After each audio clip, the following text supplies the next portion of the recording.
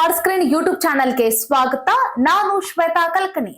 ರಾಜ್ಯದ ಜನರನ್ನ ಹೋಗಿ ಮಾತಾಡ್ಸಿದ್ರೆ ಗ್ಯಾರಂಟಿಗಳು ಸಮಯಕ್ಕೆ ಸರಿಯಾಗಿ ಸಿಗ್ತಾ ಇದ್ದವ ಅಂತ ಕೇಳಿದ್ರೆ ಇಲ್ಲ, 3-4 ತಿಂಗಳಾಯ್ತು ಗೃಹಲಕ್ಷ್ಮಿ ಹಣ ಬಂದಿಲ್ಲ, ಮತ್ತೆ 2-3 ತಿಂಗಳಾಯ್ತು ಅಕ್ಕಿ ಹಣವೂ ಕೂಡ ಕೊಡ್ತಾ ಇಲ್ಲ.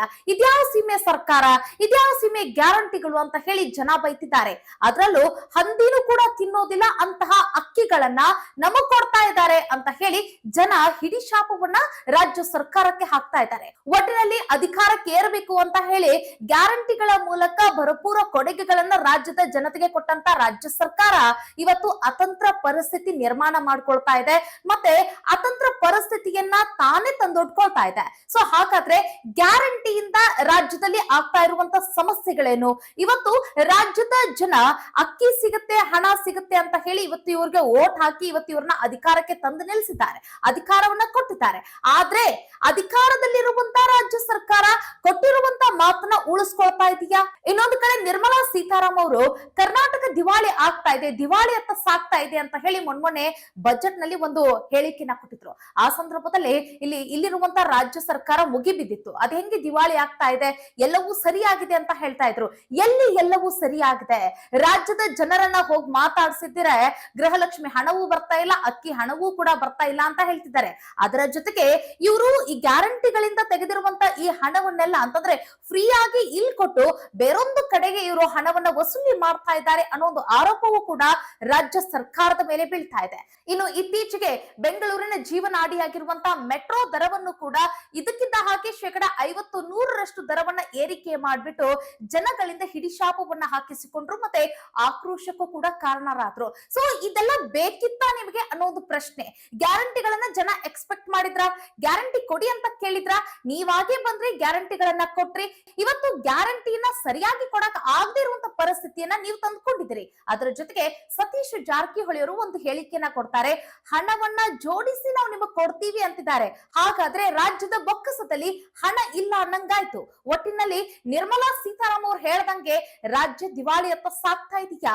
ಇವ್ರು ಮಾಡಿರುವಂತ ಇವ್ರ ಅಧಿಕಾರಕ್ಕೆ ಏರಬೇಕು ಅನ್ನೋ ಒಂದು ಆಸೆಯಿಂದಾಗಿ ರಾಜ್ಯವನ್ನ ಅತಂತ್ರ ಪರಿಸ್ಥಿತಿಗೆ ತಂದೊಡ್ತಾ ಇರೋದು ಇದು ಎಷ್ಟರ ಮಟ್ಟಿಗೆ ಸರಿ ಅನ್ನೋದು ರಾಜ್ಯದ ಜನರ ಪ್ರಶ್ನೆ ಆಗ್ತಾ ಇದೆ.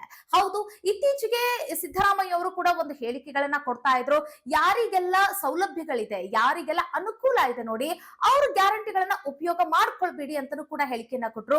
ಸೊ ಹಾಗಾದ್ರೆ ಎಲ್ಲರಿಗೂ ಗ್ಯಾರಂಟಿ ಅಪ್ಲೈ ಆಗುತ್ತೆ ಅಂತಂದವರ ಬಾಯಲ್ಲಿ ಅನುಕೂಲಸ್ಥರು ಗ್ಯಾರಂಟಿಗಳನ್ನ ಟಚ್ ಮಾಡಬೇಡಿ ಅಂತ ಹೇಳ್ತಾ ಇದ್ದೀರಾ ಅಂತಂದ್ರೆ ಗ್ಯಾರಂಟಿಯ ಬಿಸಿ ಕರ್ನಾಟಕ ಸರ್ಕಾರಕ್ಕೆ ತಟ್ಟಿದೆ ಅನ್ನೋದು ಇಲ್ಲಿ ಗೊತ್ತಾಗ್ತಾ ಇದೆ.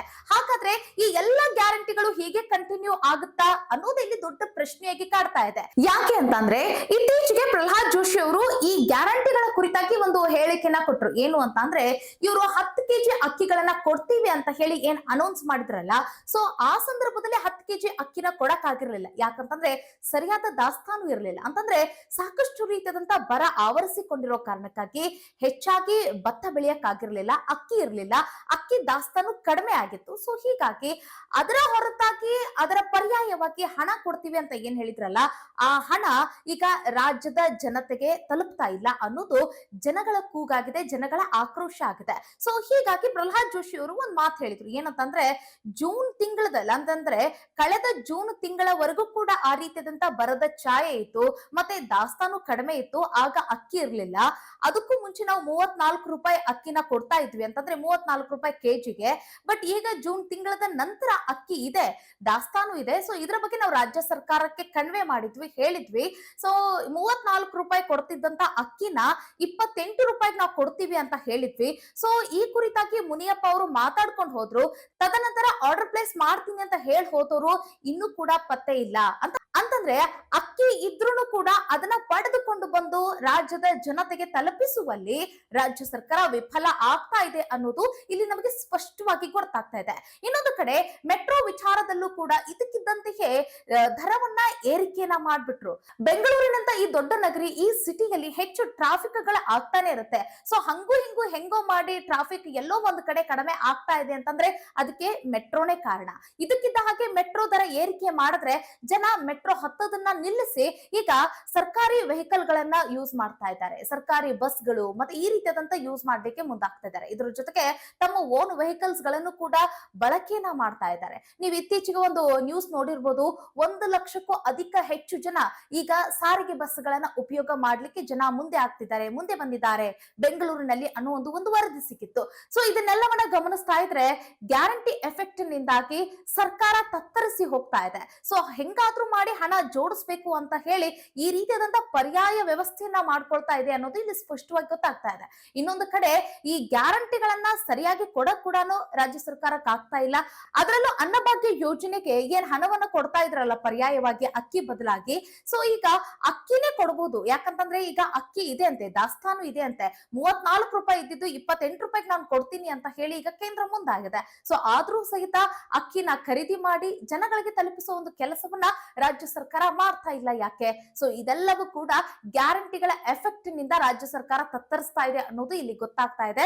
ಅದರ ಜೊತೆಗೆ ಇತ್ತೀಚೆಗೆ ಸುಪ್ರೀಂ ಕೋರ್ಟ್ ಕೂಡ ಗ್ಯಾರಂಟಿ ವಿಚಾರಕ್ಕಾಗಿ ರಾಜ್ಯ ಸರ್ಕಾರಕ್ಕಾಗಿರ್ಬೋದು, ಯಾವೆಲ್ಲ ರಾಜ್ಯಗಳಲ್ಲಿ ಈ ಗ್ಯಾರಂಟಿಗಳ ಹಾವಳಿ ನಡೀತಾ ಇದೆಯಲ್ಲ, ಎಲ್ಲರಿಗೂ ಕೂಡ ಚಾಟಿನ ಬಿಸಿದ್ರು. ಗ್ಯಾರಂಟಿಯಿಂದಾಗಿ ನೀವು ಜನರನ್ನ ನೀವು ಮುಖ್ಯವಾಹಿನಿಗೆ ತರುವಲ್ಲಿ ನೀವು ವಿಫಲರಾಗ್ತಾ ಇದ್ದೀರಿ, ನೀವು ಸೋಮಾರಿಗಳನ್ನಾಗಿ ಜನರನ್ನ ಮಾಡ್ತಾ ಇದ್ದೀರಿ ಅಂತಾನು ಕೂಡ ಹೇಳಿದ್ರು. ಯಾಕೆ ಅಂತಂದ್ರೆ ಇವ್ರು ಗ್ಯಾರಂಟಿ ಕೊಟ್ಟಿಲ್ಲ ಅಂತಂದ್ರೆ ಅವರು ದುಡಿಯೋದ್ರ ಬಗ್ಗೆ ಯೋಚನೆ ಮಾಡ್ತಾ ಇದ್ರು. ಇವ್ರು ಗ್ಯಾರಂಟಿ ಕೊಡೋದ್ರಿಂದಾಗಿ 10 ಕೆಜಿ ಅಕ್ಕಿ ಕೊಡ್ತೀನಿ ಅಂತಂದ್ರೆ ಜನ ಮನೇಲಿ ಕೂತ್ಕೊಂತಾರೆ. ಯಾಕಂತಂದ್ರೆ ಅಕ್ಕಿ ಬರುತ್ತೆ ಬಿಡು ಅಂತ ಹೇಳಿ ಕೆಲಸ ಮಾಡೋಕ್ ಮುಂದಾಗೋದಿಲ್ಲ, ಬೇಜವಾಬ್ದಾರಿಯನ್ನ ತೋರ್ತಾರೆ. ಸೊ ಇದೆಲ್ಲದಕ್ಕೂ ಕೂಡ ಕಾರಣ ನೀವೇ ಅಂತ ಹೇಳಿ ಸುಪ್ರೀಂ ಕೋರ್ಟ್ ಚಾಟಿ ಬೀಸಿತ್ತು. ಸೊ ಒಟ್ಟಿನಲ್ಲಿ ಗ್ಯಾರಂಟಿಗಳ ಹಾವಳಿಯಿಂದಾಗಿ ಇವತ್ತು ರಾಜ್ಯ ಸರ್ಕಾರ ತತ್ತರಿಸ್ತಾ ಇದೆ ಮತ್ತು ಜನಗಳಿಗೆ ಏನ್ ಇವರು ಒಂದು ವಿಶ್ವಾಸವನ್ನ ಕೊಟ್ಟಿದ್ರು, ನಂಬಿಕೆಯನ್ನ ಕೊಟ್ಟಿದ್ರಲ್ಲ, ಸೊ ಆ ನಂಬಿಕೆಯನ್ನು ಕೂಡ ಇವತ್ತು ಉಳಿಸ್ಕೊಳ್ಳಿಕ್ಕೆ ರಾಜ್ಯ ಸರ್ಕಾರ ವಿಫಲ ಆಗ್ತಾ ಇದೆ ಅನ್ನೋದು ಇಲ್ಲಿ ಸ್ಪಷ್ಟವಾಗಿ ಗೊತ್ತಾಗ್ತಾ ಇದೆ. ಒಂದು ಕಡೆ ಜನಗಳಿಗೆ ಗ್ಯಾರಂಟಿಗಳನ್ನ ಸರಿಯಾಗಿ ತಲುಪಿಸದೇ ಇರೋ ಕಾರಣಕ್ಕಾಗಿ ಅತಂತ್ರ ಪರಿಸ್ಥಿತಿ ಆದ್ರೆ, ಇನ್ನೊಂದು ಕಡೆ ಒಳ ರಾಜಕೀಯದಿಂದಲೂ ಕೂಡ ಕಾಂಗ್ರೆಸ್ ತತ್ತರಿಸಿ ಹೋಗ್ತಾ ಇದೆ. ಸೊ ಒಟ್ಟಿನಲ್ಲಿ ಕಾಂಗ್ರೆಸ್ ಸರ್ಕಾರ ಹೀಗೆ ಮುಂದುವರಿಯುತ್ತೋ ಇಲ್ವೋ ಅನ್ನೋದು ಕೂಡ ಡೌಟ್ ಆಗ್ತಾ ಇದೆ. ಇದು ಗ್ಯಾರಂಟಿ ಎಫೆಕ್ಟ್ ನ ಮಾಹಿತಿ ಆಗಿತ್ತು. ಮುಂದಿನ ವಿಡಿಯೋದಲ್ಲಿ ಮತ್ತೊಂದು ವಿಚಾರದೊಂದಿಗೆ ಸಿಗೋಣ. ನಮಸ್ಕಾರ.